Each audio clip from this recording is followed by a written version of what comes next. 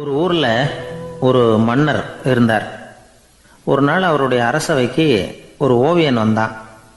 அவன் சீனா தேசத்திலிருந்து வந்தவன், தாவோ சிந்தனையாளன். அவன் அங்கே வந்து மன்னர் முன்னாடி நிற்கிறான். யாரும் செய்ய முடியாத ஒரு காரியத்தை என்னால் செய்ய முடியும்னா. இவன் இப்படி சொன்னதை கேட்டதும் ஏற்கனவே அங்கே இருந்த அரசவை ஓவியன் ஒருத்தனுக்கு கோபம் வந்துட்டுது. இதோ பாரு, இப்படிலாம் பேசக்கூடாது, நான் வேணும்னா உன்னுடைய சவாலை ஏற்றுக்கிறேன் அப்படின்னா. நாம் 2 பேரும் ஓவியம் தீட்டுவோம், அதை பார்த்துட்டு நம்ம 2 பேரில் யார் சிறந்த ஓவியன் அப்படிங்கிறத மன்னரே தீர்மானம் செய்யட்டும், என்ன சொல்கிற அப்படின்னு கேட்டான். அவனும் சரின்னு ஒத்துக்கிட்டான். போட்டி ஆரம்பமாச்சு. அரசர் அவங்களுக்கு 2 சுவர்களை ஒதுக்கி கொடுத்தார். 6 மாத காலம் அவகாசம் கொடுத்தார். 2 ஓவியர்களும் அவங்கவுங்க வேலையை ஆரம்பித்தாங்க. இரவு பகலாக வேலை செய்ய ஆரம்பிச்சுட்டாங்க. 6 மாதம் முடிஞ்சது. அரசர் வந்து பார்த்தார். முதல்ல தன்னுடைய அரசவை ஓவியர் தீட்டியிருந்த ஓவியத்தை பார்த்தார். ரொம்ப பிரமாதமாக இருந்தது, பாராட்டினார். இதோ பாரு, உன்னுடைய ஓவியம் அற்புதமாக இருக்குது, உயிரோட்டம் உள்ளதாக இருக்குது, கலையின் உச்சமே இதுதான், இதை விட சிறந்த ஒரு ஓவியத்தை வேற யாராலையும் படைக்க முடியாது அப்படின்னார். அதுக்கப்புறம் அந்த சீன ஓவியன்கிட்ட போனார். எங்கே உன்னுடைய ஓவியம்னு கேட்டார். திரைச்சீலையை விலக்கி விட்டு பாருங்கன்னா. மன்னர் வந்து அந்த திரைச்சீலையை விளக்குனார். உள்ளே வந்து ஓவியம் இருக்க வேண்டிய இடம் கண்ணாடி மாதிரி தெரிஞ்சுது. அவன் அந்த 6 மாத காலமாக அந்த சுவரை வந்து தேய்ச்சி தேய்ச்சி கண்ணாடி மாதிரி ஆக்கி வச்சிருக்கிறான். அதுக்கு நேராக எதிர் சுவரில் அரசவை ஓவியம் தீட்டின ஓவியம் இருக்குது. அது எதிரில் இருந்த இந்த கண்ணாடியில் பட்டு பிரதிபலிக்குது.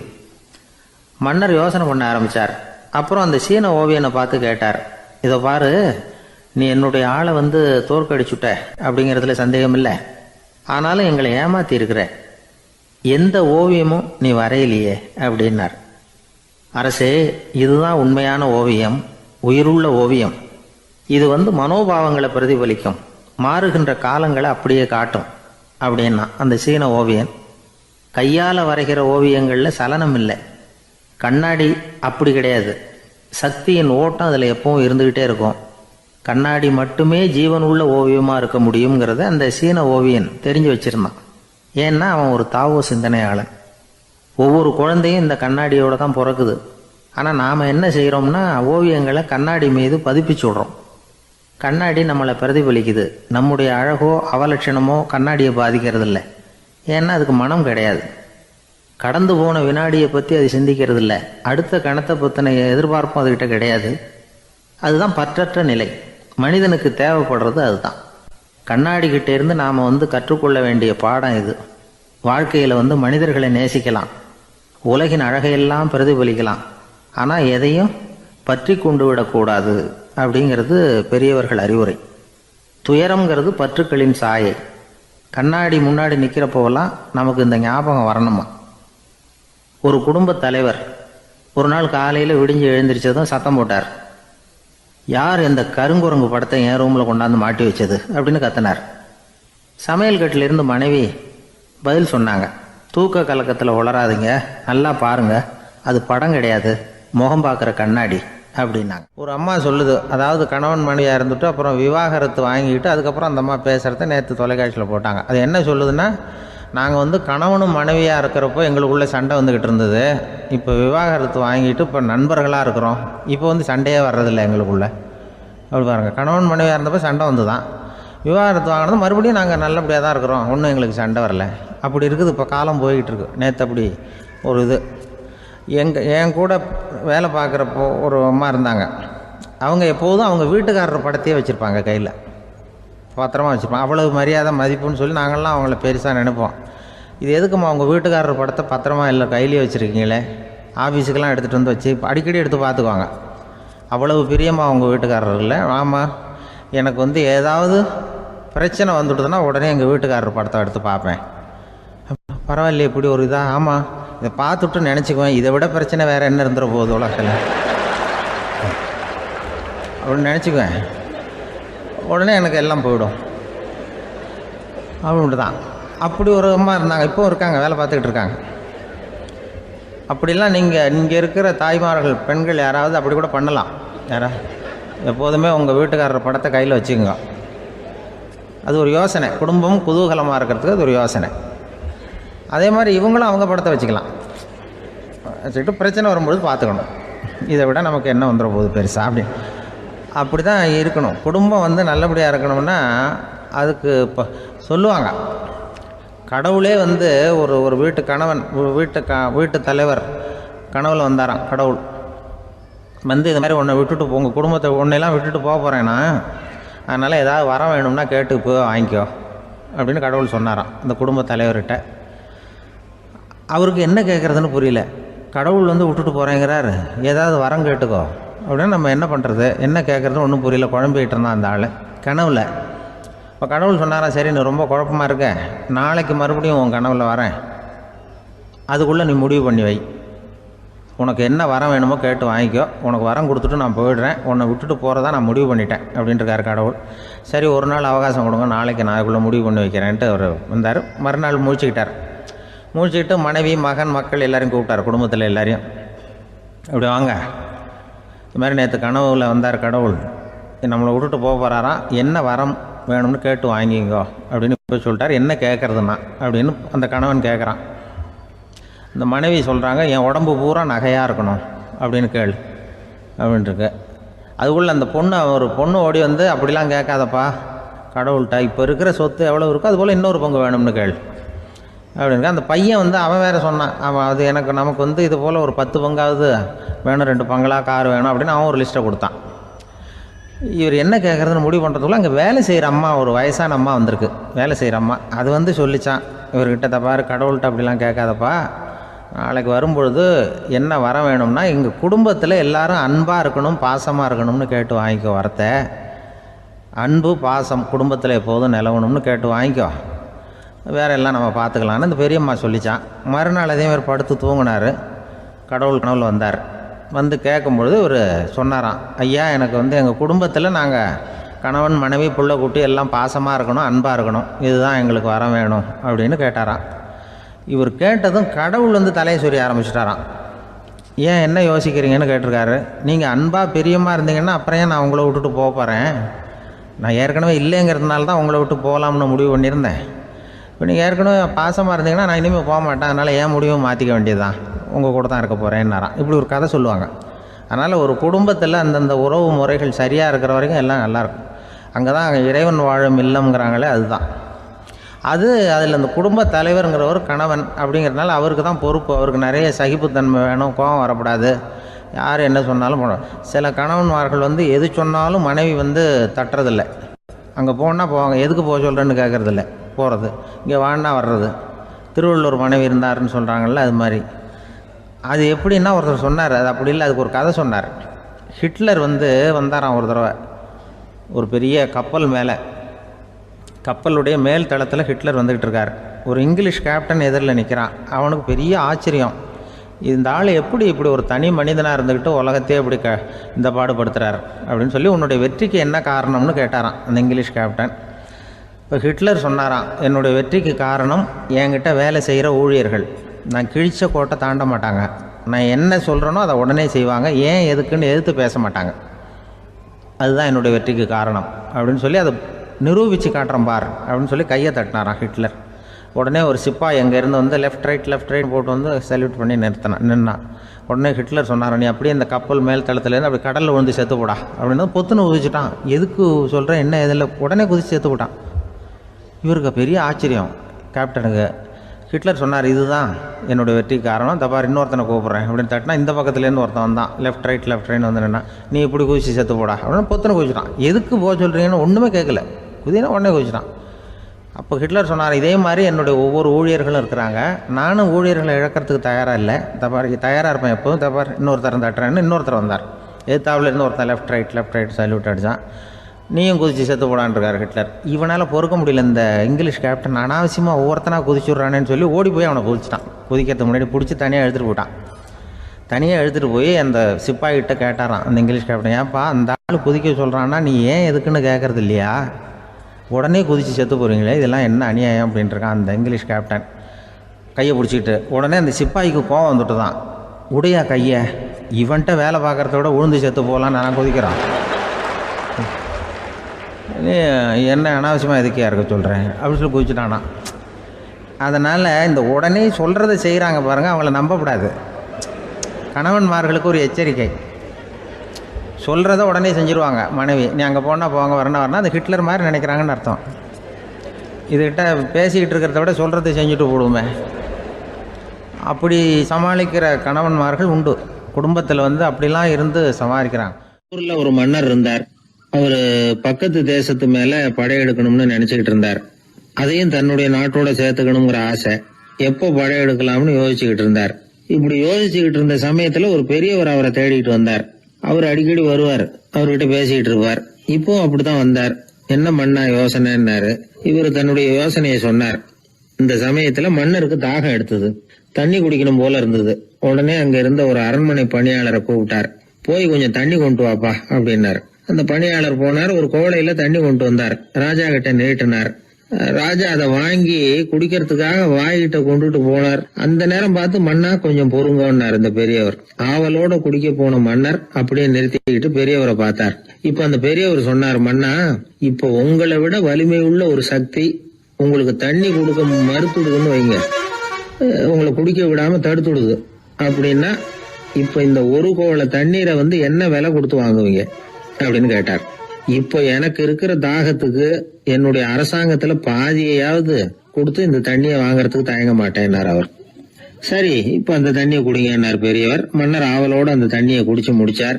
அதுக்கப்புறம் கொஞ்ச நேரம் தன்னுடைய படையெடுப்பு பத்தி சொல்லிட்டு இருந்தார். கொஞ்ச நேரம் கழிச்சு மறுபடியும் இந்த பெரியவர் கேட்டார், மன்னா இப்போ நீங்க ஒரு கோவள தண்ணீரை குடிச்சு முடிச்சுட்டீங்க. இப்ப அந்த தண்ணீர் உங்க உடம்பு விட்டு வெளியில வரக்கூடிய பாதை அடப்பட்டு போச்சு அப்படின்னு வச்சுக்கோங்க, அதை வெளியேற்றுவதற்காக நீங்க எவ்வளவு செலவழிப்பீங்க அப்படின்னு கேட்டார். மன்னர் யோசனை பண்ணார். அப்படி ஒரு நிலைமை ஏற்பட்டு போச்சுன்னா என்னுடைய அரசாங்கம் பூராவையும் அதுக்கு ஈடா தர்றதுக்கு கூட தயங்க மாட்டேன்னார். இப்ப அந்த பெரியவர் சொன்னார், எந்த அரசாங்கத்தின் மதிப்பு ஒரு கோவள தண்ணீர் அளவுக்கு கூட இல்லையோ அந்த அரசாங்கத்தை அடையணுங்கிற பேராசையில மனிதர்கள் தங்களுடைய சகோதரர்கள் கூடவே சண்டை போட்டுக்கிறாங்களே, அதுல ஏதாவது அர்த்தம் இருக்குதா அப்படின்னாராம். மன்னருக்கு இப்பதான் அர்த்தம் புரிஞ்சுதான். மனசுல தெளிவு உண்டாச்சு. தன் மனசுக்குள்ள உண்டான வெறிய விரட்டி அடிச்சு விட்டார். அதுக்கப்புறம் நிம்மதியா ஆட்சி புரிஞ்சார். இப்படி ஒரு கதை. உயிருக்கு என்ன விலை கொஞ்சம் யோசனை பண்ணி பாருங்க. ஆனா அது இப்ப எவ்வளவு மலிவா போயிட்டுது, அதையும் யோசனை பண்ணி பாருங்களேன். ஆசை பேராசையா மாறுது, அப்புறம் அது வெறியா ஆகுது, அதுக்கப்புறம் பைத்தியம் பிடிக்குது. இந்த காலத்து மனிதர்களுக்கு 2 விதமான பைத்தியம் பிடிச்சிருக்கிறதாக ஒரு பெரியவர் சொல்றார். ஒன்னு பணம், இன்னொன்னு அதிகாரம். இதெல்லாம் எவ்வளவு காலத்துக்கு நீடிக்கும்? ஒரு சர்வாதிகார நாட்டுல 3 பேர் ஜெயில இருட்டு அறையில பேசிக்கிட்டு இருக்கிறாங்க. நீ எப்படி இந்த ஜெயிலுக்கு வந்த அப்படின்னு ஒருத்தர் கேட்டாராம். இந்த நாட்டு ராஜாவை ஆதரிச்சு நான் பிரச்சாரம் பண்ணினேன், அதனால கூட்டத்துல தகராறு வந்துட்டுது, கலவரமா போச்சு, அதுக்கு நான் தான் காரணம்னு அரெஸ்ட் பண்ணி இங்க கொண்டாந்து போட்டாங்க அப்படின்னாராம் அவரு. சரி, நீ எப்படி இங்க வந்த அப்படின்னு இன்னொருத்தரை பார்த்து கேட்டிருக்காரு. நான் இந்த நாட்டு ராஜாவை எதிர்த்து பிரச்சாரம் பண்ணேன், அதனால கலவரம், அரெஸ்ட் பண்ணி கொண்டாந்து போட்டாங்கன்னார். சரிப்பா, நீ எப்படி அங்க வந்த அப்படின்னு 3வது ஆளை பார்த்து இவங்க கேட்டாங்களாம். இதுக்கு அந்த ஆள் மெதுவா வெளிச்சத்துக்கு நான் தான் இந்த நாட்டு ராஜா அப்படின்னா. எனக்கு தெரிஞ்ச ஒருத்தர் இருக்கார். அவரு ஒரு பெரிய காவல்துறை அதிகாரி, ரொம்ப கண்டிப்பானவர். அவரை கண்டாவே எல்லாரும் பயப்படுவாங்க. அப்படிப்பட்டவர் வீட்டுக்கு போனா அப்படியே அடியோட மாறிடுவார். அங்க போய் பாத்தீங்கன்னா குழந்தைகளோட குழந்தையா அவர் விளையாடிட்டு இருப்பார். அலுவலக சமயத்துல பாத்தீங்கன்னா குதிரை முதுகுல அவர் உட்கார்ந்துருப்பார். வீட்டுல பாத்தீங்கன்னா அவர் முதுகுல குழந்தை உட்காந்துருக்கும். அவரு குதிரை மாதிரி போயிட்டு இருப்பார். இது எப்படிங்க முடியுது உங்களால அப்படின்னு கேட்டாங்க. அது ஒண்ணுமில்ல, இங்க வீட்டுக்கு வந்த உடனே என்னோட மனசை தனியா எடுத்து வச்சிருவேன் அப்படின்னார். அது என்னங்க உங்க சட்டப்பயிலியா இருக்குது மனசு, அது தனியா எடுத்து வைக்கிறதுக்கு அப்படின்னு கேட்டாங்க. அப்படி இல்லைங்க, இது ஒரு பயிற்சி, மனப்பயிற்சி, அவ்வளவுதான் அப்படின்னார். இப்படி சமயம் பார்த்து மனசை தனியா வச்சுவிட தெரிஞ்சவங்க வாழ்க்கையில எப்பவும் உற்சாகமா இருப்பாங்க அப்படிங்கிறது பெரியவங்க கருத்து. ஒரு டாக்டர் ஆஸ்பத்திரியில் இருக்கிற வரைக்கும் டாக்டரா இருக்கலாம், அவர் மனைவிகிட்டையும் அவர் டாக்டரா இருக்க வேண்டிய அவசியம் இல்லை. ஒரு வக்கீல் கோர்ட்ல இருக்கிற வரைக்கும் வக்கீலா இருக்கலாம், வீட்டுக்கு வந்ததுக்கு அப்புறமும் வக்கீலா இருக்க வேண்டிய அவசியம் கிடையாது. வீட்டில் குழந்தைகள்கிட்ட விளையாடும் பொழுதும் அதுகள்கிட்ட ஃபீஸு கேட்டுக்கிட்டு இருக்கக்கூடாது. நாம எப்படி இருக்கணும்னு பெரியவங்க சொல்றாங்கன்னா, மனசோட சேரக்கூடாதான், அப்படி சேராம வாழ்க்கையை கவனிக்கணுமா. மனசை அப்படியே தனியாக எடுத்து பக்கத்தில் வச்சுடணும். அப்படின்னா அதை அப்படியே தூக்கி எறிஞ்சுடு அப்படின்னு அர்த்தம் இல்லை. ஏன்னா மனசுங்கிறது நமக்கு உபயோகப்படக்கூடிய ஒன்று தான். எப்போ எப்போ அது தேவையோ அப்பப்போ எடுத்து உபயோகப்படுத்திக்கணும். தேவைப்படுறப்போ எடுத்து கண்ணாடியை மாட்டிக்கிறோம்ல, படிக்கும் பொழுது கண்ணாடி தேவைப்படுது, எடுத்து மாட்டிக்கிறோம் இல்லையா? அது மாதிரி கணக்கு போடுறதுக்கு மனசு தேவை. கடைக்கு போய் ஒரு பொருள் வாங்குகிறோம், காசு கொடுக்குறோம், மீதி சில்லறை சரியாக இருக்கா அப்படின்னு எண்ணி பார்த்து வாங்க வேண்டியிருக்கு. அந்த சமயத்தில் மனசை எடுத்து தனியாக வச்சுட்டேன் அப்படின்னு சொல்லிட்டு இருக்கக்கூடாது. பரீட்சைக்கு படிக்க வேண்டியிருக்குது, படித்ததையெல்லாம் அப்படியே நினைவில் வச்சுக்க வேண்டியிருக்கு. அந்த சமயத்தில் மனசை தூக்கி எறிஞ்சுட்டேன் சார் அப்படின்னு சொல்லிட்டு இருக்கக்கூடாது. அப்படி சொன்னால் பரீட்சை நம்மளை தூக்கி எறிஞ்சிடும். அதனால் தேவைப்படுறப்போ மனசை உபயோகப்படுத்தணும், தேவையில்லாதப்போ அது தனியாக ஓய்வு எடுத்துக்க விட்டுடணும். இப்படி நாம் பழக்கப்படுத்திக்கிட்டா வாழ்க்கைங்கிறது நமக்கு புதுசாக தெரியுமா. மனசுக்கும் ஒரு சக்தி கிடைக்கும். எந்திரங்களுக்கு ஓய்வு கொடுக்குற மாதிரி மனசுக்கும் ஓய்வு கொடுக்கணும், இல்லைன்னா அது களைச்சி போயிடும். குழந்தைகள் மனசை சுமந்துக்கிட்டு இருக்கிறது இல்லை. இது முதியவர்கள் குழந்தைகள்கிட்ட இருந்து கற்றுக்க வேண்டிய ஒரு பாடம். ஆனாலும் இந்த கால குழந்தைகள்கிட்ட ரொம்ப எச்சரிக்கையாக இருக்க வேண்டியிருக்கு. ஒரு தாத்தாவும் பேரனும் விளையாடிக்கிட்டு இருக்கிறாங்க. தாத்தா எனக்கு சைக்கிள் ஓட்ட கற்று விடு அப்படிங்கிறான் பேரன். சைக்கிள் உயரம் கூட இல்லை, அதுக்குள்ளே சைக்கிள் ஓட்டணுமா அப்படின்னார் தாத்தா. ஏன் தாத்தா, ரயில் ஓட்டுறாரு, அவர் என்ன ரயில் நீளமாக இருக்கார் அப்படின்னு கேட்டானா அந்த பையன். அந்த ஆளுக்கு பேச தெரியாது, அவர்கிட்ட கொஞ்சம் எச்சரிக்கையாக நடந்துக்கோ அப்படின்னு சொல்கிறது உண்டு. அப்படின்னா என்ன அர்த்தம்? அவர் இன்னமும் குழந்தையாகவே இருக்கிறாரு, இன்னும் பேச்சு வரலன்னு அர்த்தம்? அப்படி இல்லை, அவருக்கு நாகரிகமாக பேச தெரியலன்னு அர்த்தம். பேசுறதுங்கிறது மனுஷனால் மட்டுமே முடியக்கூடிய ஒரு காரியம். அப்படி இருந்தும் அதோட பெருமையை அவன் இன்னமும் சரியாக புரிஞ்சிக்கலன்னு தான் சொல்லணும். அதனால தான் அவன் அளவுக்கு அதிகமாக வார்த்தைகளை கொட்டி விடுறான். அதுக்கப்புறம் அதையெல்லாம் திருப்பி அள்ள முடியாமல் கிடந்து கஷ்டப்படுறான். கொட்டின வார்த்தையை அள்ள முடியுமா? ஒருத்தரை இன்னைக்கு பார்த்து முட்டாள்னு திட்டி விடுறீங்க, நாளைக்கு மறுபடியும் அவர்கிட்ட போய் நேற்றுக்கு ஒன்று முட்டாள்னு சொல்லிவிட்டேன், அந்த வார்த்தையை திருப்பி கொடு, வாங்கிட்டு போயிடுறேன் அப்படின்னு நான் சொல்ல முடியும்? அவன் கோபக்காரனாக இருந்தால் நேற்றுக்கே அதை வேறு விதமாக உங்களுக்கு திருப்பி கொடுத்துருப்பான். உலகத்தில் எவ்வளவோ ஜீவராசிகள் இருக்குது, அதுக்கெல்லாம் வாய் இருக்குது. அந்த வாயெல்லாம் எதுக்கு உபயோகம்? சாப்பிட்றதுக்காக. ஆனால் நமக்கு இருக்கிற வாய் சாப்பிட்றதுக்காக மட்டும் இல்லை, பேசுறதுக்காகவும் தான். பேச முடியலன்னா வாய் இருந்தால் கூட அது வாயில்லா ஜீவன் தான். ஒரு பையனை பார்த்து அது வாய் உள்ள புள்ள பொழைச்சிக்கும் அப்படின்னா மற்ற பையன்களுக்கெல்லாம் முகத்தில் வாயே இல்லைன்னு அர்த்தம்? அப்படி இல்லை, அந்த பையன் கொஞ்சம் கெட்டிக்காரத்தனமாக பேசுவான்னு அர்த்தம். அதனால் எப்படி பேசணும் அப்படிங்கிறத நாம் முக்கியமாக தெரிஞ்சுக்கணும். இதுக்கு 8 விதமான குறிப்புகளை நம்ம பெரியவங்க சொல்லியிருக்கிறாங்க. பேச்சுக்கு 8 அங்கங்கள் உண்டு அப்படின்னு அவங்க சொல்கிறாங்க. அதெல்லாம் என்னென்ன அப்படின்னா, உண்மை, நன்மை, அன்பு, நிதானம், இனிமை, ஆழம், சமயமறிதல், சபையறிதல். இந்த 8 தன்மையும் பேச்சில் இருக்கணுமா. இதையே கொஞ்சம் விவரமாக சில பேர் போர்டில் எழுதி வச்சுருப்பாங்க. அதாவது எழுத்துலையாவது அதெல்லாம் இருக்கட்டுமே அப்படின்னு நினச்சி நீங்கள் கூட சில இடங்களில் இதை பார்த்துருக்கலாம். அதாவது உண்மையே பேசுக, நன்மையே பேசுக, அன்பாக பேசுக, நிதானமாக பேசுக, இனிமையாக பேசுக, ஆழமுடையதாக பேசுக, சமயமறிந்து பேசுக, சபையறிந்து பேசுக, இப்படி எழுதி வச்சுருப்பாங்க. இந்த 8 அம்சமும் சரியாக பொருந்தி இருந்தால் தான் அது பேச்சு. மற்றதெல்லாம் பேச்சாகிடாது. பேச்சு ஒரு சிறந்த கலை. எல்லாத்தையும் விட பேசாமல் இருந்தும் பழகணும், அது ரொம்ப முக்கியம். உண்மையே பேசணும். சத்தியத்துக்கு மதிப்பு கொடுக்குறவங்கள தான் சரித்திரம் மதிக்கும்.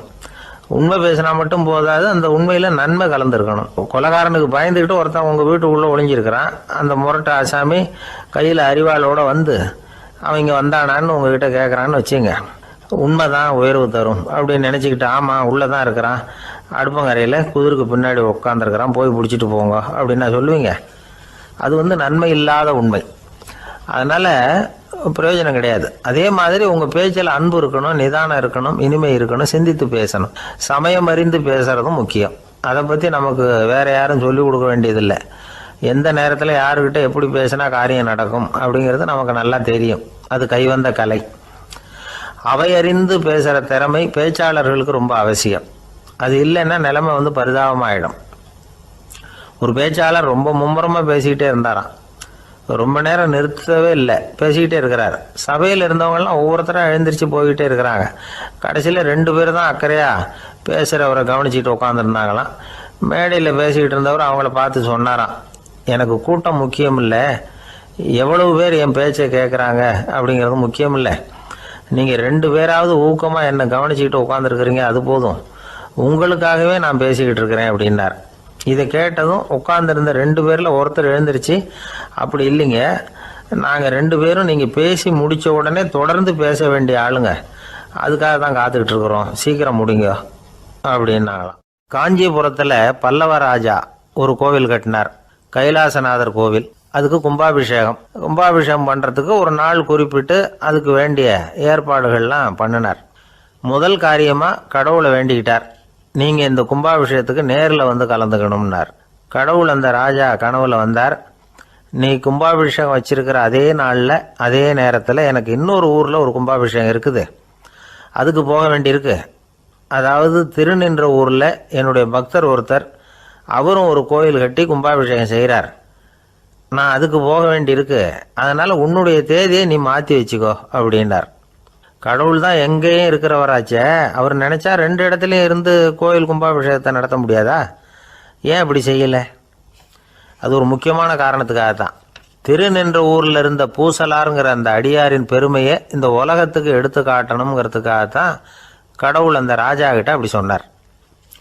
சரி, அந்த அடியார் அப்படி என்னதான் பெருசாக கோயில் கட்டி விட்டார்? ராஜா கட்டின கோயிலை விட பெருசா? அவர் கட்டினது கருங்கல்லாலேயோ மண்ணாலேயோ மரத்தாலேயோ இல்லை. அவர் கட்டின கோயில் வேறு மாதிரி. அது மனசால கட்டின கோயில், மனசுக்குள்ளே இருக்கிற கோவில், மனக்கோவில். அந்த அடியார் தன்னோட மனசுக்குள்ளே மாசக்கணக்காக ஒவ்வொரு கல்லாக சேர்த்து கட்டின கோவில். இந்த விஷயம் ராஜாவுக்கு தெரியாது. அவர் என்ன நினச்சுட்டாரு, அது நாம் கட்டின கற்கோயிலை விட ரொம்ப பெருசாக இருக்கும் போல இருக்கு அப்படின்னு நினச்சிட்டார். சரி, அப்பேற்பட்ட அந்த கோயிலை தரிசனம் பண்ணிவிட்டு வருவோம் அப்படின்னு நினச்சி ராஜா திருநின்ற ஊருக்கு போகிறார். அங்கே போய் பார்த்தா கோயிலையும் காணும், ஒன்றையும் காணும். கடைசியில் பூசலார் கட்டின மனக்கோவில் தான் அதுங்கிறத அவர் புரிஞ்சுக்கிறார். உடனே அந்த அடியாரின் காலில் விழுந்து வணங்குறார். அவரோ, இது மனசால முயன்ற கோவில், இதுக்கு இத்தனை பெருமையா அப்படின்னு ஆச்சரியப்படுறார். இதில் ஆச்சரியப்படுறதுக்கு ஒன்றும் இல்லை. ஆண்டவன் விரும்புறது அகபக்தியையே தவிர புற தோற்றங்களே அல்ல. இதை நாம் புரிஞ்சுக்கிட்டோம்னா நமக்குள்ள எந்த வேறுபாடுகளும் வர்றதுக்கு வழியே இல்லை. இன்னொரு ராஜா இருந்தார். அவர் ஆண்டவனுக்கு படைக்கிறதுக்காக ஒரு தார் நல்ல செவ்வாழைப்பழமாக எடுத்துக்கிட்டு போகணும்னு நினச்சார். அதனால் முத நாளே அதை வாங்கிட்டு வர சொன்னார் வேலைக்காரங்கிட்ட. வேலைக்காரன் போனால் கடைத்தெருவில் ஒரு தார் பழம் வாங்கினான். வர்ற வழியில் அவன் குடிசை அப்படியே எட்டி பார்த்துட்டு போவோமேன்னு நினச்சான். போனான். அங்கே இவனோட குழந்தை பாவம் பசியால் கத்திக்கிட்டு இருக்கு. இவன் பார்த்தான், இவ்வளவு பெரிய தாரில் ஒரு 2 பழம் எடுத்தா தெரியவா போகுது அப்படின்னு நினச்சி ஒரு 2 பழத்தை பிச்சு அந்த குழந்தைகிட்ட கொடுத்தான். அது அதை வாங்கி வயிறார சாப்பிட்டுது, பசி அடங்குச்சு, விளையாட போயிட்டுது. இவன் அதுக்கப்புறம் வாழைப்பழத்தை எடுத்துக்கிட்டு அரண்மனைக்கு வந்தான். 2 பழம் பிச்சிருக்கிறது ராஜாவுக்கு தெரிஞ்சு போச்சு. இவன் உண்மையை சொல்லிவிட்டான். உடனே ராஜா, கடவுளுக்கு படைக்க வேண்டிய பொருளை குழந்தை எச்சில் பண்ண விட்டுருக்கியே அப்படின்னு சொல்லி அவனை கட்டி வச்சு சாட்டையால் அடித்தார் பாவம். மறுநாள் பழத்தை கோயிலுக்கு எடுத்துகிட்டு போனார். கடவுள் முன்னாடி வச்சார். கடவுள் கண்ணை திறந்து பார்த்தார், பழம்லாம் அழுகி இருக்குது. என்ன இது அழுகி போன பழம் அப்படின்னார். ராஜா முழிச்சார். நல்லா தானே இருந்தது அப்படின்னு நினச்சார். அப்போ கடவுள் அந்த ராஜா கிட்ட சொன்னாராம், இதை பாருப்பா, இந்த தாரில் 2 பழம் தான் நல்ல பழம், அந்த 2 பழங்களையும் நேற்றுக்கே நான் சாப்பிட்டுட்டேன் அப்படின்னாராம். அப்போ தான் ராஜாவுக்கு புரிஞ்சுது, ஏழை குழந்தையின் பசியை தீர்க்கறதுக்காக உதவுன அந்த 2 பழம்தான் இறைவன் சாப்பிட்ட பழம்னு. இறைவன் இருக்கிற இடம் எது? இதுதான். இதில் ஒரு பெரிய நீதிபதி இருந்தார். சென்னையில் உண்மையாக நடந்தது. சென்னையில் ரொம்ப காலத்துக்கு முன்னாடி காந்தி இருந்த காலத்தில் சென்னையில் ஒரு நீதிபதி, அவர் ஒரு நாள் கோர்ட்லாம் விட்டு ரொம்ப கஷ்டப்பட்டு ராத்திரி சும்மா போய் உடனே வீட்டுக்கு வரல. கோர்ட்டினுடைய நடவடிக்கை முடிஞ்சு வீட்டுக்கு வராமல் போய் எங்கெங்கேயோ போய் சுற்றிவிட்டு அந்த நண்பர்களோடு அப்படி உல்லாசமாக அப்படி கொண்டாடிவிட்டு நடுராத்திரிக்கு வந்திருக்கிறாரு வீட்டுக்கு 1 மணிக்கு. அப்போ அந்த வயசான அம்மா வாசல்லையே காத்துக்கிட்டு இருக்கு. உள்ளே போச்சு நீதிபதி, இன்னும் சேரலேன்னு வாசல்லையே நின்றுட்டு இருந்துதான். அப்போ அது வந்த உடனே பலார்னு அரைஞ்சி விட்டாங்களாம் அந்த அம்மா. ஏன்டா அவ்வளோ தூரம் எங்கே போனேன்? என்ன தான் நீதிபதியாக இருந்தாலும் அவங்களுக்கு உள்ள தானே. பலார்னு அரைஞ்சி விட்டாங்க. உடனே அவர் கலங்கி போய் அழுதாராம். மறுநாள் கேட்டிருக்காங்க அந்த பக்கத்தில் இருந்தவங்க, ஏன் நீ பெரிய நீதிபதி, பெரிய பதவியில் இருக்க, அதனால் உன்னை அவங்க அம்மா அடிச்சிட்டாங்கன்னு அழுதியா அப்படின்னு கேட்டாங்களாம். அப்போ அவர் சொன்னாராம் நீதிபதி, இல்லை நான் வந்து இது மாதிரி எங்கள் அம்மாக்கிட்ட அடிக்கடி அடி வாங்குவேன். எப்போதும் அவங்க அடிக்கிற அடி பலமாக விழும். இப்போ அவங்க அடித்தது எனக்கு வலிக்கவே இல்லை. அந்த அளவுக்கு அவங்களுக்கு வயசாகிட்டுதே, பலம் குறைஞ்சிட்டுதேன்னு நினச்சி அழுதேன் அப்படின்னு இருக்காராம். அதுதான் புள்ள அம்மா பேரில் உள்ள பாசங்கிறது. இதே போல் நான் சொன்னது மாதிரி முன்னாடி இவர் ஒரு இறைநேச செல்வர் ஒருத்தர் இருந்தார். ஒரு அம்மா வந்து எனக்கு அப்பா தண்ணி கொடுப்பா அப்படின்ட்டு படுக்கையில் இருந்த அம்மா. இவர் ஏதோ படிச்சுக்கிட்டு இருந்தவர், ஒரு சின்ன இளைஞர் உடனே ஓடி போய் ஒரு குவளையில் தண்ணி எடுத்துகிட்டு போய் அம்மாவுக்கு முன்னாடி நிற்கிறார். முன்ன அந்த அம்மா அதுக்குள்ளே தூங்கி போச்சு. இவர் அந்த தண்ணியை வச்சுக்கிட்டு அவர் பாட்டு நிற்கிறார். விடிஞ்சு போச்சு. விடிகிற சமயத்தில் அந்த அம்மா முடிச்சு பார்க்குது, பையன் தண்ணியோட கையில் வச்சுட்டு நிற்கிறார். ஏம்மா என்னப்பா நீ ராத்திரி பூரா தண்ணியோடு நின்றுட்டு இருக்கிறியா எனக்கா அப்படின்னு. அப்பா அவர் சொன்னாராம், ஆமாம்மா ராத்திரி தண்ணி தாகமாக இருக்குன்னு கேட்டிங்க, உடனே தண்ணி கொண்டு வந்துட்டேன்.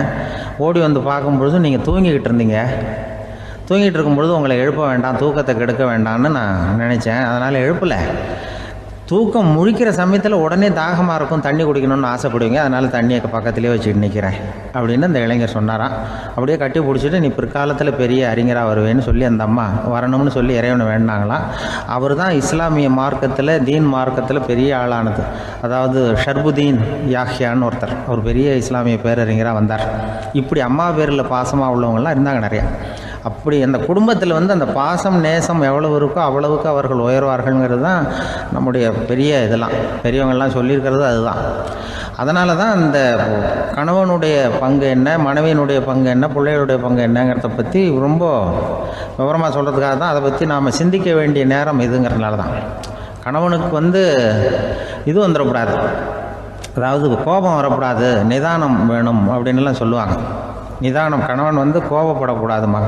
அதுக்கு நாங்கள் மனுஷனுக்கு சினம் தவிர்த்தல்னு பயிற்சியெல்லாம் கொடுக்குறாங்க. இப்போது மனுஷன் கோபப்படாமல் இருக்கணும், போகணும் வரணும்னு அதுக்கு சொல்லுவோம் நாங்கள். சும்மா கதை ரூபமாக சொல்கிறது. அங்கே வேதாத்திரி மகரிஷின்னு இருக்கார், அவர் இதில் வந்து சினம் தவிர்த்தல்னு பயிற்சியை கொடுப்பாங்க. குடும்ப தலைவர்கள் பெரியவங்கள்லாம் வந்து அந்த பயிற்சியை எடுத்துக்கணும். என்னை கூப்பிட்டாங்க ஒரு தரம், சினம் தவிர்த்தல்னு ஒரு பயிற்சி கொடுக்குறோம், அதில் நீ வந்து பேசுன்னாங்க. நான் சொன்னேன், நான் பயிற்சிக்கு வேணா வரேன், என்னை பேச வேண்டாம் சார், நான் வந்து பயிற்சி கற்றுக்கிறேன்னு. இல்லை நீ அதெல்லாம் பயிற்சி நாங்கள் கொடுக்குறோம், நீ உனக்கு என்ன தெரியுமோ சொல்லு, மனுஷன் கோவப்படாமல் இருக்கணும், அதுக்கு ஏதாவது வழி சொல்லிட்டு போ அப்படின்னு கூப்பிட்டாங்க. சரின்ட்டு போனேன்.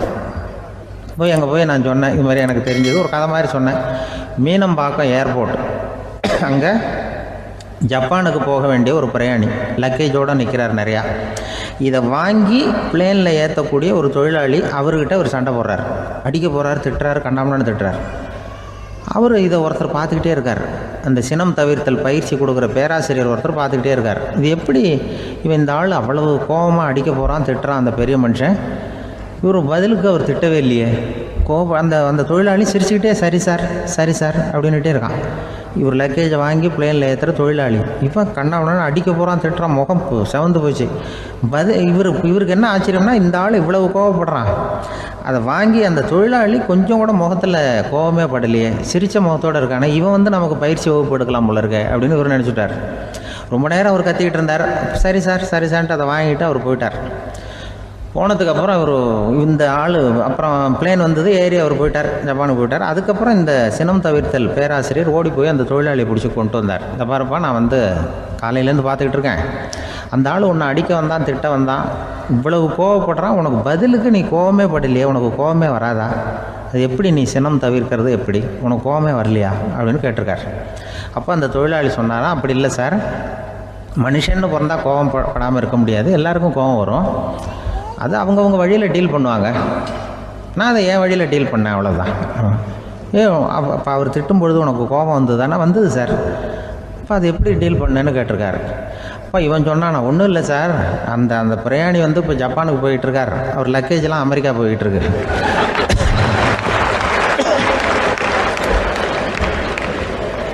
இதுக்கு நாம் எதுக்கு சார் அனாவசியமாக அவன்கிட்ட போய் சண்டை போட்டுக்கிட்டேன், அப்படி மாற்றி ஏற்றி விட்டா அவன் போய் பார்த்துக்கிறான் எங்கேயாவது. அதுதான் நான் சினம் தவிர்க்கிற வழி அப்படின்னு சொன்னாரான். உடனே இதை தான் எனக்கு தெரிஞ்சது கோபம் வராமல் இருக்கிறதுன்னு அங்கே பேசினேன் அந்த கூட்டத்தில். அதுக்கப்புறம் இன்ன வரைக்கும் அவங்க கூப்பிடுறதே இல்லை என்ன. ஏன்னா நாங்கள் வந்து முறையாக ஒருத்தன் கோவப்படாமல் இருக்கிறதுக்கு என்ன வழின்னு சொல்லி கொடுத்துட்ருக்குறோம். எப்படி பண்றியப்பா அப்படின்னு சொல்லி ஒரு ஊர்ல 2 சகோதரர்கள், அதாவது அண்ணனும் தம்பியும். அந்த 2 பேர்ல அண்ணனுக்கு கல்யாணம் ஆயிட்டுது, தம்பிக்கு கல்யாணம் ஆகல. வேணாம்னு இருந்துட்டான். அவங்க 2 பேருக்குமே சொந்தமா கொஞ்சம் நிலம் இருந்தது. அது எப்படிப்பட்ட நிலம்னா நல்ல விளையக்கூடிய நிலம். அப்பா விட்டுட்டு போன சொத்து. தனித்தனியா விவசாயம் பண்ணிட்டு இருக்கிறாங்க. அண்ணங்காரன் கல்யாணம் ஆனவன். அவன் என்ன நினைப்பான்னா, நமக்கு மனைவி மக்கள் இருக்கிறாங்க, அதனால கடைசி காலத்துல நம்மளை காப்பாத்துறதுக்கு பிள்ளைங்க இருக்கிறாங்க, அதாவது முதுமையில நமக்கு பாதுகாப்பு உண்டு. ஆனா என் தம்பிக்கு தான் யாருமே இல்ல. அவன் கல்யாணமே பண்ணிக்கல, தனி ஆள். அவனுக்கு வயசானா அவனை கவனிக்கிறதுக்கு யாருமே இல்லையே. அதனால அவன் தான் அதிகமா பணம் சேர்க்கணும், அதுக்கு நாம தான் எப்படியாவது உதவி பண்ணணும் அப்படின்னு அண்ணங்காரன் நினைப்பான். அதுக்காக என்ன செய்யலாம்னு யோசனை பண்ணுவான். ஒரு நாள் ராத்திரி ஒரு சாக்கு நிறைய நெல்லை போட்டு எடுத்து கட்டிட்டான். கட்டி தூக்கிட்டு போறான்.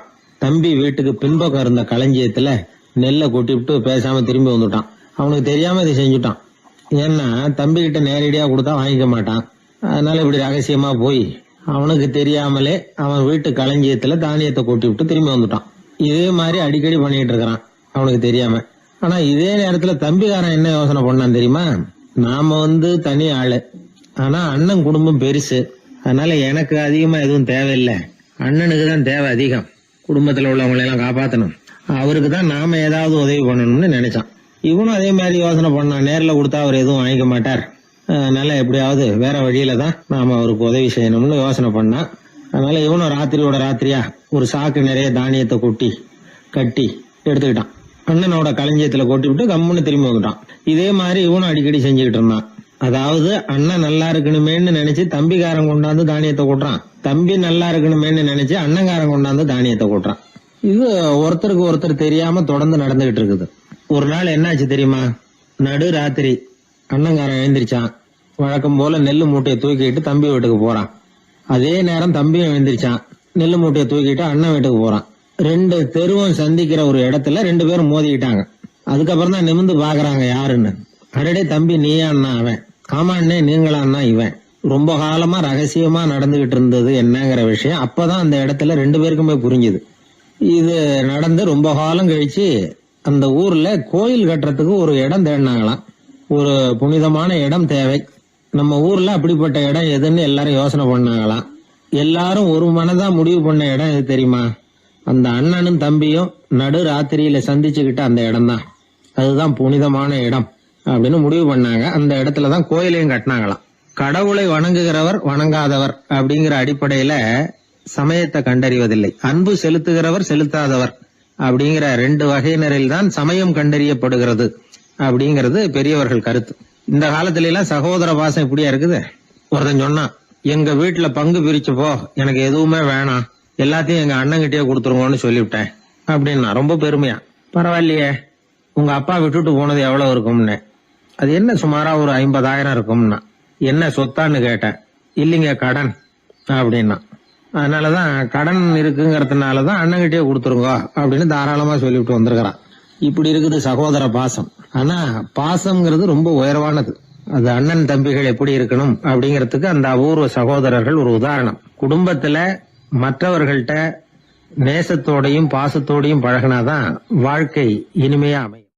சில பேர் ஆளை பார்த்தா 60 வயசு மாதிரி தோணும், உண்மையான வயசு என்னன்னு பார்த்தா 40 அல்லது 45. சில பேரை பார்க்கறதுக்கு 45 மாதிரி தெரியும், உண்மையிலேயே 65 தாண்டி இருப்பாங்க. ஒரு மனிதனுக்கு 2 வகையான வயது உண்டுங்கிறார் ஓஷோ. அதாவது உடம்புக்குன்னு ஒரு வயசு, மனசுக்குன்னு ஒரு வயசு.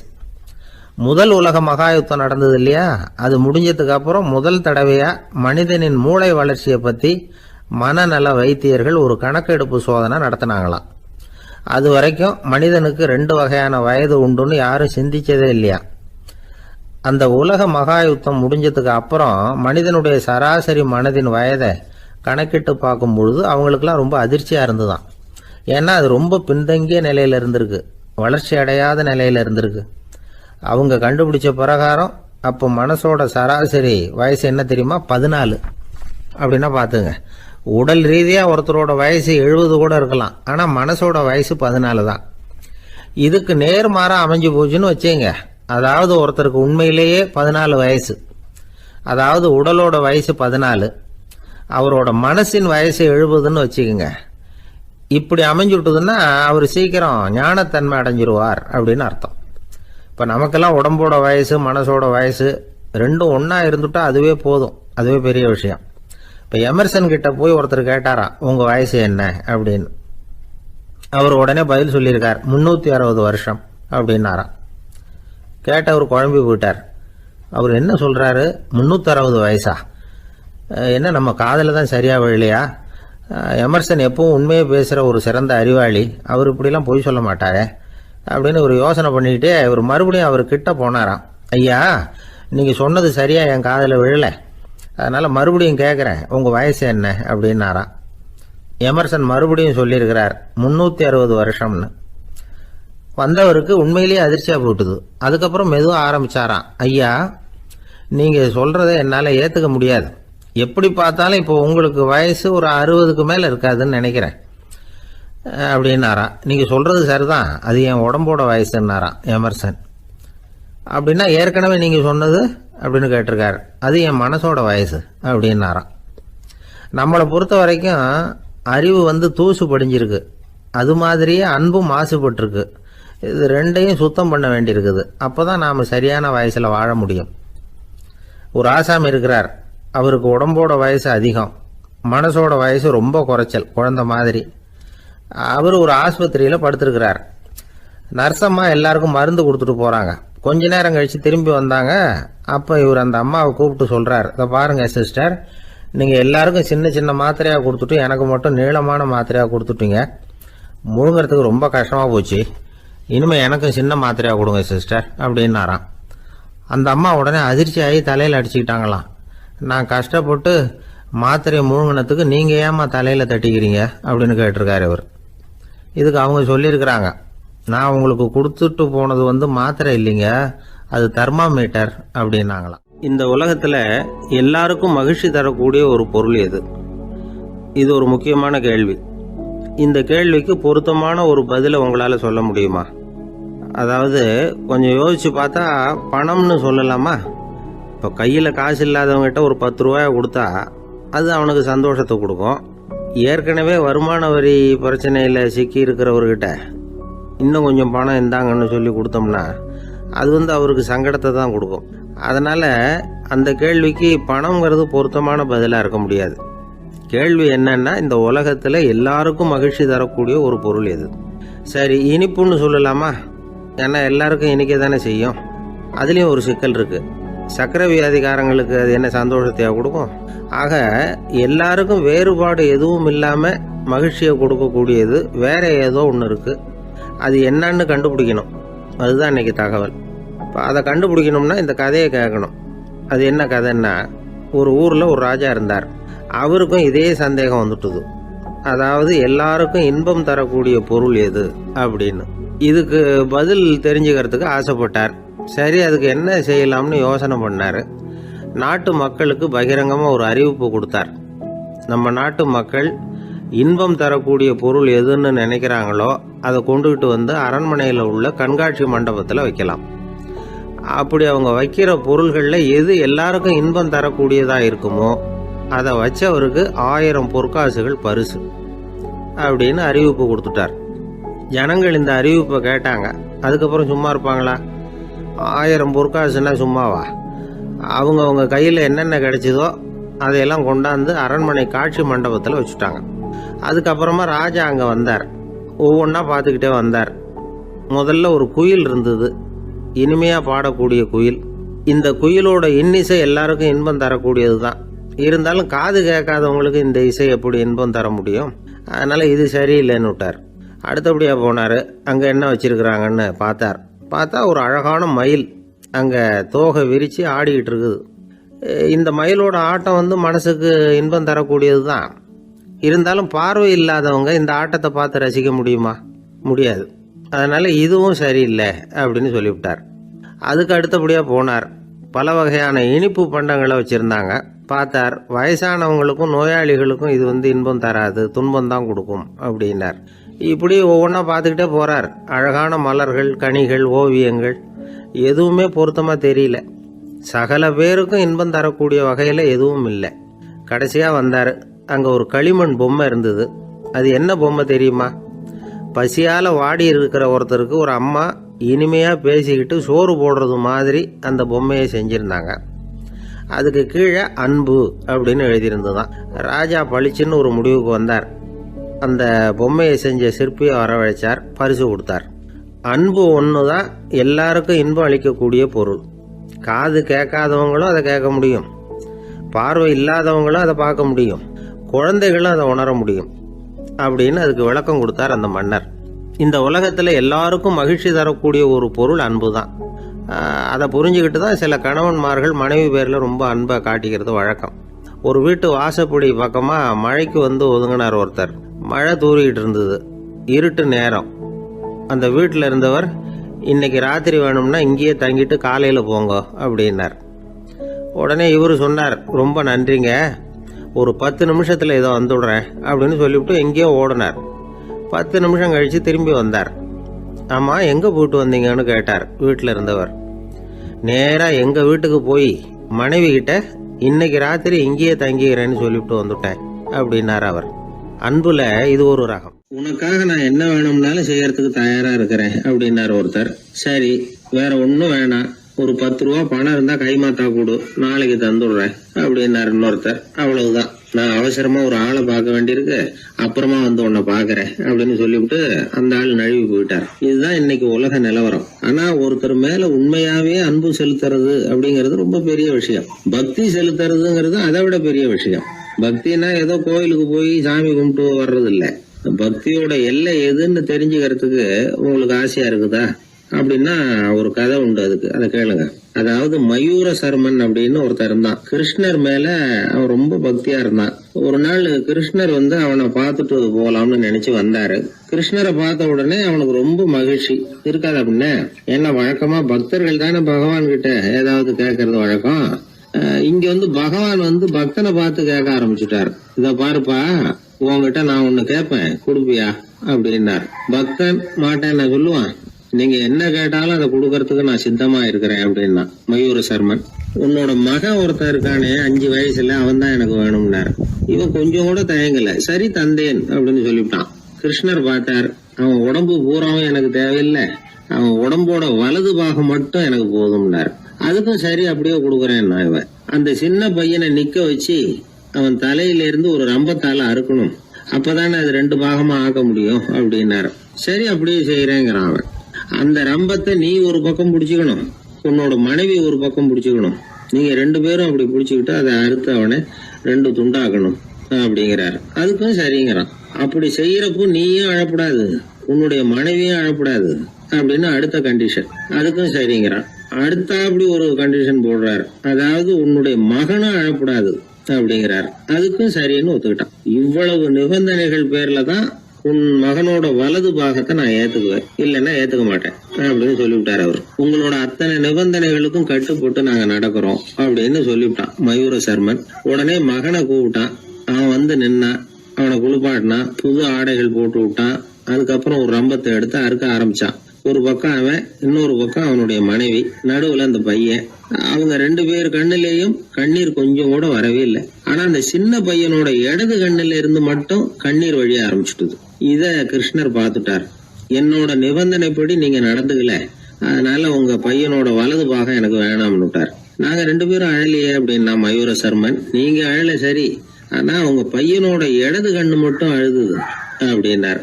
உடனே அந்த சின்ன பையன் என்ன சொன்னான் தெரியுமா? ஐயா, என் உடம்போட வலது பாகத்தை மட்டும் தானே பகவான் வந்து கேட்டாரு, வலது பாகம் பண்ணின புண்ணியத்தை இடது பாகம் பண்ணலையே அப்படின்னு நினைச்சுதான் இடது கண் அழுதுகிட்டு இருக்குது அப்படின்னா. உடனே கிருஷ்ணர் கண்ணுல தண்ணி வர ஆரம்பிச்சுட்டுதான். அந்த பையனை கட்டி பிடிச்சுக்கிட்டார். அவன் பழைய மாதிரி முழுசா ஆயிட்டான். இதுதான் பக்தியின் எல்லை அப்படின்னு விளக்கம் கொடுத்தார் ஒரு ஆன்மீக பேச்சாளர். பக்தியோட எல்லையை புரிஞ்சுக்கிறதுக்காக இந்த கதை. நீங்க உடனே பகவான் வந்து இப்படி எல்லாம் வந்து நின்றுகிட்டு பையனை வெட்டி விடு அப்படின்னு எல்லாம் கேட்பாரா அப்படின்னு எல்லாம் கற்பனை பண்ணக்கூடாது. ஆன்மீக விஷயங்களை வந்து ஆன்மீக நோக்கத்துல புரிஞ்சுக்கணும், அதுதான் முக்கியம். பக்தியோட எல்லைக்கே நம்மால போக முடியலன்னாலும் ஒரு ஓரத்துக்காவது போய் சேர முடியுதா அப்படின்னு முயற்சி பண்ணி பார்க்கலாம். அதுக்காக தான் இவ்வளவு. இப்போ நம்ம ஆளுங்களோட பக்தி எந்த அளவுக்கு இருக்குங்கிறத புரிஞ்சுக்கிறதுக்கு வேணும்னா ஒரு உதாரணம் சொல்லலாம். ஒருத்தர் கடவுள்கிட்ட வேண்டிக்கிட்டாராம், நான் செய்யற வியாபாரத்துல இன்னைக்கு 1000 ரூபாய் லாபம் கிடைச்சதுன்னா அதில் 500 ரூபாய உன் கோயிலுக்கு வந்து உண்டியல்ல போட்டு விடுறேன் அப்படின்னு வேண்டிக்கிட்டார். சொல்லிவிட்டு வியாபாரம் பண்ணார். 1000 ரூபா கிடைக்கல, 500 ரூபா தான் லாபம் கிடைச்சிது. அவர் அதுக்கப்புறம் அந்த கோயிலுக்கு போகல. ஏங்க, கிடைச்ச 500ல பாதியை உண்டியல்ல போட்டு விடுறது தானே நியாயம் அப்படின்னு கேட்டாங்க. அதுக்கு அவர் முறைச்சு பாக்குறாரு. அப்புறம் சொல்றாரு, விவரம் தெரியாம பேசாதீங்க, கடவுள் ஏற்கனவே அவரு பங்கு 500 ரூபாயை எடுத்துக்கிட்டு மீதி 500 ரூபாயை தான் எனக்கு கிடைக்கிறது மாதிரி பண்ணியிருக்கிறார். அதனால இது எனக்கு சேர வேண்டிய பங்கு அப்படின்னு சொல்லிவிட்டார். இவரோட பக்தியின் எல்லை எந்த அளவுல இருக்குது பாத்தீங்களா? ஒரு பெரிய இடத்து பொண்ணு, நிறைய படிச்சிருக்கிறா, பட்டங்கள் எல்லாம் வாங்கியிருக்கிறா, வேலைக்கு எதுக்கும் போகல, அதுக்கு அவசியமும் இல்லை, வசதியான குடும்பம். அந்த பொண்ணுக்கு பொழுதுபோக்கு என்ன தெரியுமா? பத்திரிகை படிக்கிறது, தொலைக்காட்சி பார்க்கறது, வானொலி கேட்கறது, இதுதான் பொழுதுபோக்கு. முக்கியமா அதுல வர்ற விளம்பரங்களை கவனிக்கிறது. சந்தைக்கு ஏதாவது புதுசா பொருள் வந்திருந்தா உடனே காரை எடுத்துட்டு போக வேண்டியது, அதை வாங்கிட்டு வந்துட வேண்டியது. ஒரு நாள் அது மாதிரி ஒரு விளம்பரம் கண்ணில் பட்டது. புதுமையான சமையல் செய்யக்கூடிய சாதனம் ஒன்று வந்திருக்கிறதாக செய்தி. உடனே அதை வாங்கணும்னு ஆசை. வழக்கம் போல அன்னைக்கு சாயந்தரமே காரை எடுத்துட்டு புறப்பட்டா. பார்த்தா விலை அதிகம்தான், இருந்தாலும் அதை பற்றியெல்லாம் கவலைப்படல. அதிக விலை கொடுத்து அந்த சமையல் இயந்திரத்தை வாங்கிட்டு வந்துட்டா. ஒரு பெரிய அழகான அட்டைப்பெட்டிக்குள்ள அது இருந்தது. துண்டு துண்டு பாகங்களா அதுக்குள்ள அடுக்கி வைக்கப்பட்டிருந்தது. அதை ஒன்னோட ஒன்று சேர்த்து முழு இயந்திரமா ஆக்கிய வேண்டியது நம்ம வேலை. அதெல்லாம் எப்படி ஒன்று சேர்க்கறது? அதுக்காக ஒரு கையேடு அது உள்ளே வச்சிருக்கிறாங்க. அந்த பொண்ணு வீட்டுக்கு வந்தா அட்டைப்பூட்டியை பிரிச்சா, ஒவ்வொரு துண்டு பாகத்தை எடுத்து வெளியில வச்சா, பக்கத்துல அந்த விவர புத்தகத்தை வச்சுக்கிட்டா. அது பிரகாரம் அந்த பாகங்களை இணைச்சு பார்த்தா சரியா வரல. மறுபடியும் எல்லாத்தையும் பிரிச்சு பரப்பி வச்சுட்டு ஆரம்பத்துல இருந்து வர்றா. அப்பவும் சரியா வரல. சரி, நேரம் அந்த கடைக்கு போய் அங்கிருந்தே ஒரு ஆளை அழைச்சிட்டு வந்துருவோம் அப்படின்னு சொல்லி காரை எடுத்துட்டு அவ புறப்பட்டா. கடையில இருந்து ஒரு ஆளை கையோட அழைச்சிட்டு வந்தா. 2 பேரும் வந்து சேர்ந்தாங்க. அங்க அவங்களுக்காக ஒரு ஆச்சரியம் காத்துக்கிட்டு இருக்கு வீட்டுல. என்ன ஆச்சுன்னா, அந்த சமையல் இயந்திரம் அழகா கோக்கப்பட்டு அங்க இருக்குது. அது மட்டும் இல்ல, அதுல சமையல் வேலையும் நடந்துகிட்டு இருக்குது. யார் அதை பண்ணது? அவளுக்கு ஆச்சரியம். சமையல் வேலை செய்கிற பணிப்பெண் அங்க வந்தா. வேலை செய்யறவோ, நான் தான் அதை செஞ்சேன்னா. அந்த பொண்ணுக்கு படிக்க தெரியாது, பள்ளிக்கூடத்துக்கே போனதில்லை, சமைக்க தெரியும், அவ்வளவுதான். படிப்பறிவு இல்லாத காரணத்தினால அந்த குறிப்பு புத்தகத்தையும் அவளால படிச்சிருக்க முடியாது. எப்படி இதை பொறுத்தனே அப்படின்னு ரொம்ப ஆச்சரியமா கேட்டாவோ. அந்த விவரம் தெரியாத பொண்ணு, பணி பொண்ணு சொல்றா, படிப்பறிவு இல்லாத போது மூளையை பயன்படுத்த வேண்டிய கட்டாயம் ஏற்படுது, வேற ஒண்ணும் இல்லை அப்படின்னாலாம். படிப்பு மூலமா அறிவை சேகரிச்சுக்கலாம், புத்திசாலித்தனத்தை சேகரிக்க முடியாது. தகவல் அறிவுங்கிறது ஞானம் ஆகாது அப்படின்னு சொல்லுவாங்க. அதுதான் இதுல முக்கியம். நம்மளும் ஒருத்தன் ரயில்ல பிரயாணம் பண்ணா, ராத்திரி பூரா பயணம், முடிஞ்சதும் பார்த்தா அவன் பொட்டியை காணல, யாரை திருடிட்டு போட்டாங்க. அதுக்காக இவன் கவலைப்படணும்ல, கவலைப்படல, சிரிச்சுக்கிட்டு இருக்கிறான். எதிரில் இருந்தவர் கேட்டார், ஏங்க பெட்டியை அவனோ எடுத்துட்டு போட்டானே, அதுக்காக கவலைப்படலையா நீங்க அப்படின்னாரு. நான் எதுக்காக கவலைப்படணும், அதோட சாவி என்கிட்ட தானே இருக்கு அப்படின்னு நானும். இவன் என்னுடைய நண்பர் ஒருத்தர், அவர் விரல்ல நகமே இருக்காது. என்ன காரணம்னு நினைக்கிறீங்க? எல்லாத்தையும் அவரே கடிச்சு துப்பிடுவார். அப்படி ஒரு பழக்கம். சின்ன குழந்தைகள் வந்து நகம் கடிக்குது, விரல் சூப்புது. இதுக்கு என்ன காரணம் தெரியுமா? குழந்தைகள் மனசுல ஏற்படக்கூடிய ஒருவித பாதுகாப்பின்மை, இன்செக்யூரிட்டி, அல்லது தான் வந்து சரியா கவனிக்கப்படல அப்படிங்கிற எண்ணத்தோட வெளிப்பாடு தான் அது அப்படிங்கிறாங்க டாக்டர்கள். சில இடங்கள்ல 2வது குழந்தை பிறந்த உடனே பெரியவர்கள் கவனம் வந்து முதல் குழந்தைகிட்ட இருந்து கொஞ்சம் விலகி 2வது குழந்தைகிட்ட போயிடும். அந்த சமயத்துல முதல் குழந்தைக்கு இந்த பழக்கம் ஏற்படுறதுக்கு வாய்ப்பு உண்டாம். சில குடும்பங்கள்ல கணவன் மனைவி 2 பேருமே வேலைக்கு போறவங்களா இருப்பாங்க. குழந்தை வந்து ரொம்ப நேரத்துக்கு பெத்தவங்களை பிரிஞ்சு இருக்க வேண்டிய சூழ்நிலை இருக்கும். குழந்தை ஒரு பாதுகாப்பின்மையை உணர ஆரம்பிக்கும். இந்த பழக்கம் வந்துடும். அதனால ஒரு குழந்தைக்கு தான் வந்து ஒதுக்கப்படுறோம் அப்படிங்கிற நினைப்பு வராம பாத்துக்கணும். வளர்ந்த குழந்தைகளும் நகம் கடிக்கும். வயசானவங்க கிட்டையும் இந்த பழக்கம் இருக்கும். இது வந்து ஒரு மனச்சிதைவின் வெளிப்பாடு அப்படிங்கிறாங்க மனநல நிபுணர்கள். அம்மா அப்பா திட்டினாலும் சரி, அல்லது ஆசிரியர் திட்டினாலும் சரி, இந்த பழக்கம் வந்துடும். நாம தவறு பண்ணிட்டோம் அப்படிங்கிற நினைப்பு வர்ற சமயம் நகம் கடிக்க ஆரம்பிச்சிருவோம். ஏதோ ஒண்ணு அடையணும் அப்படின்னு நினைக்கிறோம், அதை அடைய முடியல. இப்படி ஒரு ஏக்கம் வர்ற சமயத்திலேயும் சில பேர் நகத்தை கடிக்க ஆரம்பிச்சிருவாங்க. ஒரு பெரிய அதிகாரி, தனியார் நிறுவனத்துல வேலை பார்க்கிறவரு, அவரு டென்ஷன் ஆயிட்டாருன்னா உடனே அறைக்கு அதை சாத்தி விடுவாங்களாம். அவரே சாத்திக்குவாராம். அப்படி சாத்திக்கிட்டு உள்ள எதையாவது வெறிச்சு பார்த்துக்கிட்டே நகத்தை கடிக்க ஆரம்பிச்சிருவாராம். இந்த பழக்கம் உலகம் பூரா உண்டு. நகம் கடிக்கிறவங்களை அந்த பழக்கத்திலிருந்து மீட்கிறதுக்கு என்ன வழி அப்படின்னு லண்டன்ல உள்ள அழகியல் நிபுணர்கள் யோசனை பண்ணி பார்த்துருக்குறாங்க. சில ஆய்வுகள் பண்ணி பார்த்தாங்களாம். அவங்க என்ன பண்ணாங்க தெரியுமா? நகம் கடிக்கிற பழக்கம் உள்ளவங்களையெல்லாம் தேடி பிடிச்சாங்க. அவங்களையெல்லாம் 3 பிரிவாக பிரிச்சுக்கிட்டாங்க. ஒரு பிரிவு கிட்ட என்ன சொன்னாங்கன்னா, உங்களுக்கு நகத்தை கடிக்கணுங்கிற நினைப்பு வர்றப்போலாம் டைரி எழுத ஆரம்பிச்சிருங்க அப்படின்னாங்களாம். இன்னொரு பிரிவு கிட்ட உங்களுக்கு அந்த நினைப்பு வர்றப்போலாம் உங்க நகத்துக்கு வண்ணம் பூச ஆரம்பிச்சிருங்க, அழகுபடுத்த ஆரம்பிச்சிருங்க, நெயில் பாலிஷ் போடுறாங்களே அது மாதிரி, அப்படி ஒரு யோசனை சொல்லியிருக்காங்க. 3வது குழுவினர்கிட்ட உங்களுக்கு நகத்தை கடிக்கணுங்கிற எண்ணம் வர்றப்போலாம் விரல்களை இறுக்கமா மூடி வச்சுக்கிட்டு வேற விஷயங்கள்ல கவனம் செலுத்துங்க அப்படின்னு சொன்னாங்களாம். இப்படி 3 வித முயற்சி பண்ணி பார்த்ததுல கடைசியா அவங்க என்ன கண்டுபிடிச்சாங்க தெரியுமா?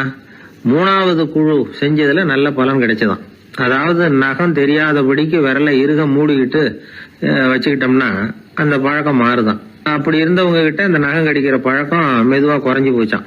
அதனால நகம் கடிக்கிற பழக்கம் உள்ளவங்க இதை முயற்சி பண்ணி பார்க்கலாம். ஒரு ஆள் இருந்தார், அவருக்கு எப்ப பார்த்தாலும் நகத்தை கடிச்சுக்கிட்டே இருக்கணும், அப்படி ஒரு பழக்கம். அதனால அவர் விரல்ல எப்பவும் நகம் இருக்கிறது இல்லை, விரல் இருக்கிறதே பெரிய ஆச்சரியம். அவருக்கு திடீர்னு உடம்புல அரிப்பு, சொரிஞ்சிக்க முடியல, அரிப்பும் நிக்கல. 1 வாரம் தொடர்ந்து கஷ்டப்பட்டார். கடைசியா ஒரு டாக்டர் கிட்ட ஓடினார். அவர் எல்லாத்தையும் விவரமா கேட்டுக்கிட்டு கடைசியா கொஞ்சம் மாத்திரை கொடுத்து வேலைக்கு ஒண்ணு சாப்பிடு அப்படின்னாராம். இந்த மாத்திரை எதுக்கு டாக்டர்? அரிப்பு நிக்கிறதுக்கா அப்படின்னாராம். இல்ல நகம் வளர்றதுக்காக அப்படின்னாராம் இந்த டாக்டர். இயேசுநாதர்கிட்ட ஒருத்தர் கேட்டாராம், இயேசுவே என்னை எவ்வளவு நேசிக்கிறீர்கள் அப்படின்னு. அவர் தன்னுடைய 2 கைகளையும் அகல விரித்து இவ்வளவு என்று சொல்லி சிலுவையில் உயிர் நீத்தார் அப்படின்னு சொல்லுவாங்க. அதாவது அந்த நேசிப்புக்கு எல்லை கிடையாது, அதே போல மன்னிப்புக்கும் எல்லை கிடையாது. இது இயேசுநாதர் சொல்லி கொடுத்த ஒரு பாடம். இயேசுனுடைய சீடர்கள்ல ஒருத்தன் பீட்டர், அவன் ஒரு நாள் இயேசுநாதர்கிட்ட கேட்டிருக்கான், இயேசுவே நான் என்னுடைய தம்பி கிட்ட அடிக்கடி சண்டை போட்டுக்கிட்டு இருக்கிறேன், என்னுடைய சகோதரன் கூட, அவனை நான் எத்தனை தடவை மன்னிக்கிறது? ஏற்கனவே 7 தடவை அவனை மன்னிச்சுட்டேன் அப்படின்னு சொல்லியிருக்கிறான். அப்போ இயேசு சொன்னாராம், மன்னிக்கிறதுக்கு எத்தனை தடவைங்கிற கணக்கெல்லாம் கிடையாது. எத்தனை தடவை உன்னுடைய சகோதரன் உன்னை கோபப்படுத்துகிறானோ அத்தனை தடவை நீ மன்னிக்கிறதுக்கும் தயாரா இருக்கணும், அதுதான் அப்படின்னு சொன்னாராம்.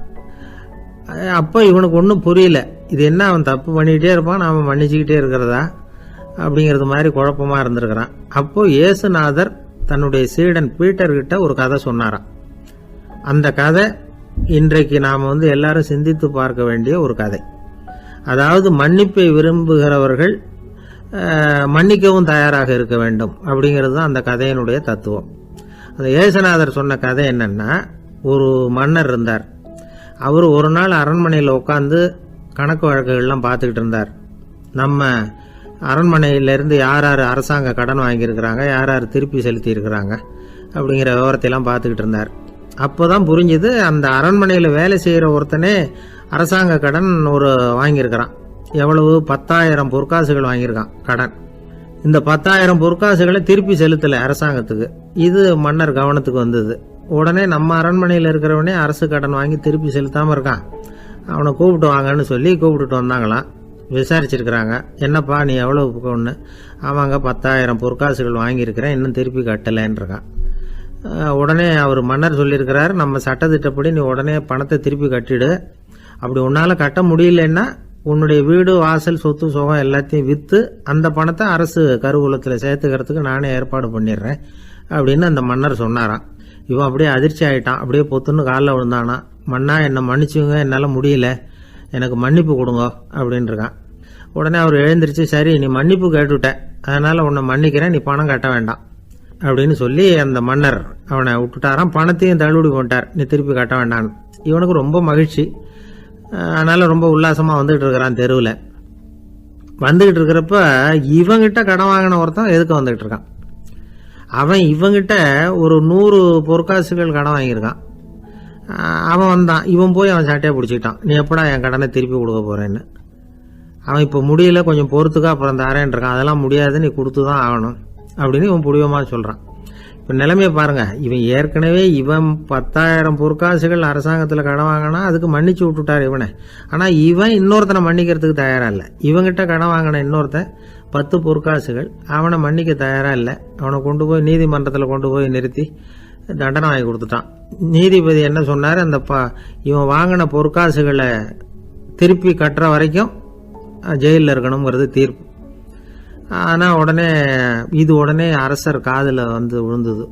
சொல்லிட்டாங்க, உங்ககிட்ட மன்னிப்பு வாங்கிட்டு போனானே ஒருத்தன், அவன் இன்னொருத்தனை மன்னிக்கிறதுக்கு தயாராக இல்லை, அவனை கொண்டு போய் ஜெயிலில் அடைச்சிட்டான் அப்படின்னு. உடனே மன்னர் பார்த்தார், இவனை மறுபடியும் கூப்பிட்டு வர சொன்னார். தபாரப்பா, நான் உன்னை மன்னிச்சு விட்டேன், ஆனால் நீ இன்னொருத்தனை மன்னிக்கிறதுக்கு தயாராக இல்லை, அதனால் என்னுடைய தீர்ப்பையும் மாத்துறேன், நீயும் அரசு கடன் தீர்ற வரைக்கும் ஜெயிலில் தான் இருக்கணும் அப்படின்னு சொல்லி ஜெயிலுக்கு அனுப்பிச்சிட்டாராம். இப்படி ஒரு கதையை இயேசுநாதர் தன்னுடைய சீடருக்கு சொன்னதாக ஒரு வரலாறு.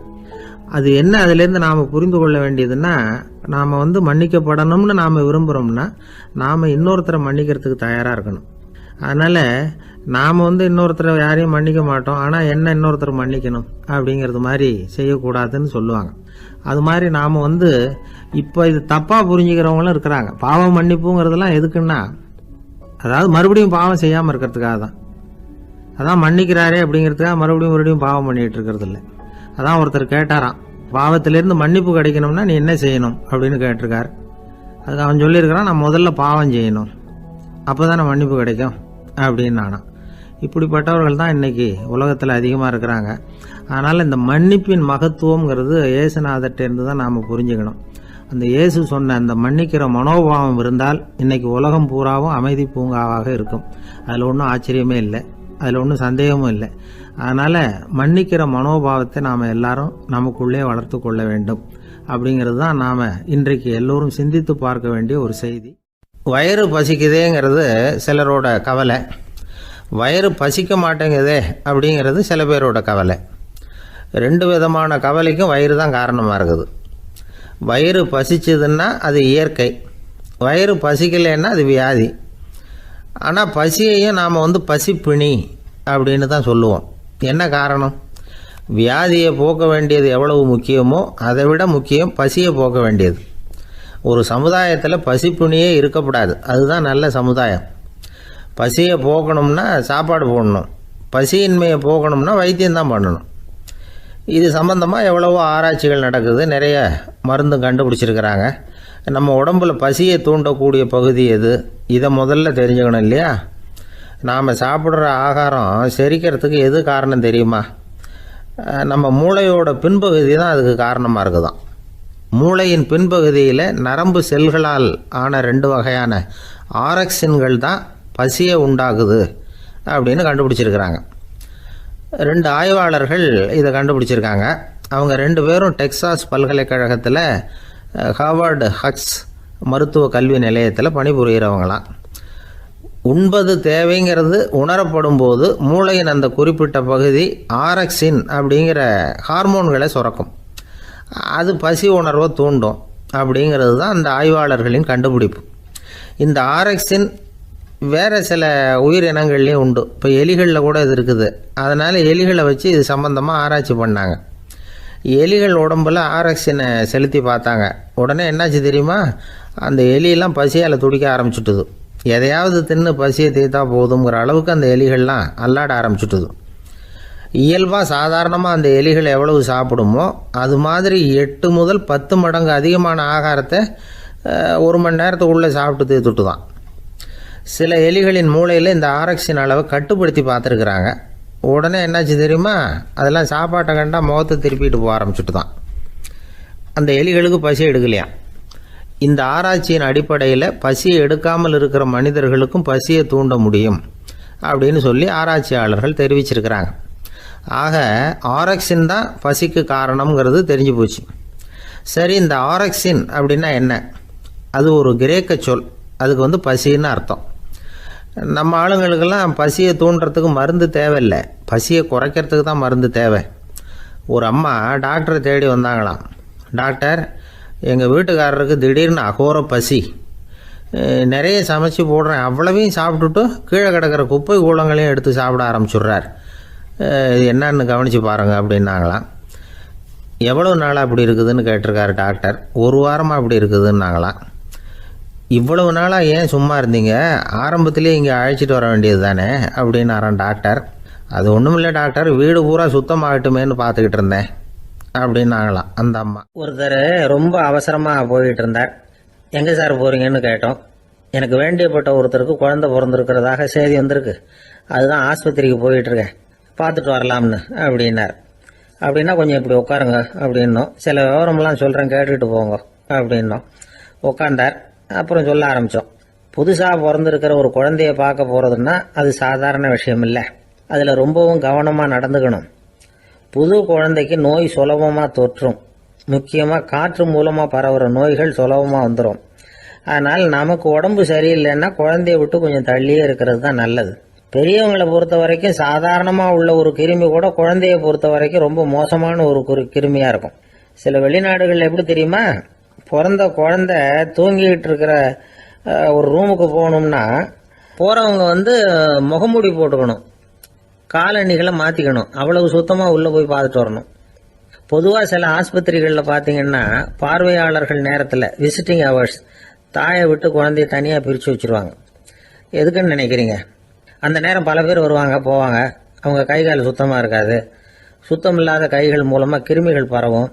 சுத்தம் இல்லாத கைன்னா மண்ணு தூசி படிஞ்சிருக்கிற கை மட்டும் தான் அர்த்தம் இல்லை. சாலையில் கையை வீசிக்கிட்டு நடந்து வர்றீங்க, குழந்தைய பொறுத்த வரைக்கும் அது கூட சுத்தம் இல்லாத கை தான். தாயை தவிர மற்றவங்க குழந்தைய தூக்காமல் பார்த்துக்கிறது நல்லது. தாய் கூட அளவோட கொஞ்சிறதோடு நிறுத்திக்கணும்.